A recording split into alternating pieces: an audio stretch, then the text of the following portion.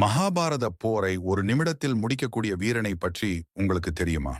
அவர்தான் பீமனின் மகனான கடோத்கஜனுக்கும் மாவுர்விக்கும் பிறந்த பார்பரிகன். அக்னி தேவனிடம் சக்தி வாய்ந்த ஒரு வில்லையும் சிவனிடம் கொண்டிருந்த பக்தியால் சக்தி வாய்ந்த 3 அம்புகளை வரமாக பெற்றிருந்தார்.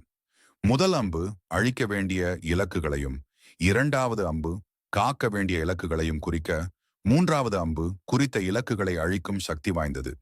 தன் தாய்க்கு அளித்த வாக்கின்படி பார்பரிகன் எப்போதும் போரில் பலவீனமான பக்கமே நின்று போரிட முடியும்.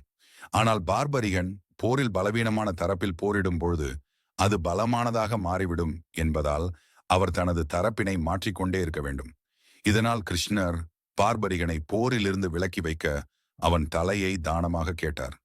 தயக்கமின்றி பார்பரிகா தனது பக்தி மற்றும் பணிவின் அடையாளமாக கிருஷ்ணருக்கு தனது தலையை வழங்கினார். பார்பரிகனின் விருப்பத்தின்படி கிருஷ்ணர் அவன் தலையை அருகிலிருந்த மலையின் உச்சியில் வைத்து முழு போரையும் காணும் வரமளித்தார்.